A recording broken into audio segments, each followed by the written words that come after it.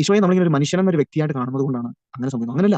അങ്ങനെയല്ല. ബൈബിളിൽ ഒരു വചനമുണ്ട്, ഭൂമിയിൽ നീ ഒരുവൻ മാത്രമേ ഉള്ളൂ എന്നുള്ള രീതിയിൽ ദൈവം നിന്നെ സ്നേഹിക്കുന്നു. ഭൂമിയിൽ നീ ഒരുവൻ മാത്രം, അതെവിടെയാണ് ഞാൻ ഓർക്കുന്നത്, ഭൂമിയിൽ നീ ഒരുവൻ മാത്രമേ ഉള്ളൂ എന്ന രീതിയിൽ ദൈവം നിന്നെ സ്നേഹിക്കുന്നു. അപ്പം ഓർത്ത് നോക്കിയേ, അപ്പം ഇൻട്യൂഷൻ ബൈബിൾ ശ്രദ്ധിച്ചാൽ മതി. ഇപ്പം ഒരു പർട്ടിക്കുലർ ജനതയാണ് ഇസ്രായേൽ എന്ന് വിളിക്കുന്നത്. പക്ഷെ യാക്കോബിന്റെ പേര് മാറ്റിയതാണ് ഇസ്രായേൽ. യാക്കോബിന്റെ പേര് മാറ്റിയതാണ് ഇസ്രായേൽ. യൂദ എന്ന് വിളിക്കുമ്പോൾ യൂദ വംശം മുഴുവനാണ്. യൂദ വംശം മുഴുവനാണ്. ഇപ്പൊ ഫോർ എക്സാമ്പിൾ നമ്മൾ നന്മമരം എന്ന് പറഞ്ഞാൽ മതി. ഞാൻ നന്മമരത്തിലുള്ള ആളാന്ന് പറയുന്നത് നമ്മൾ ഇത്രയും പേരുണ്ട്. അതൊരു പർട്ടിക്കുലർ ട്രീ ആണ് കാണിക്കുന്നെങ്കിലും ഒരു വലിയ കമ്മ്യൂണിറ്റിയാണ് കാണിക്കുന്നത്.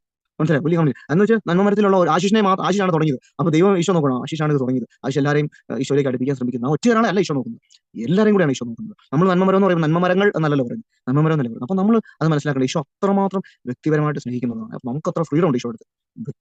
വ്യക്തിപരമായിട്ട് നമുക്ക് ഈശോയെ സ്നേഹിക്കാനും ഈശോയ്ക്ക് നമ്മളെ തന്നെ സമർപ്പിക്കാനും ഈശോയ്ക്ക് നമ്മുടെ കാര്യം പരിഗണിക്കാനും അത്ര ഒരു സ്വാതന്ത്ര്യം നമ്മൾ ശരിക്കും ഈശോയിൽ നിന്ന് നേടിയെടുക്കണമെന്ന് എനിക്ക് ആ സ്വാതന്ത്ര്യം എപ്പോഴും എനിക്കത് ഫീൽ ചെയ്യാറുണ്ട്.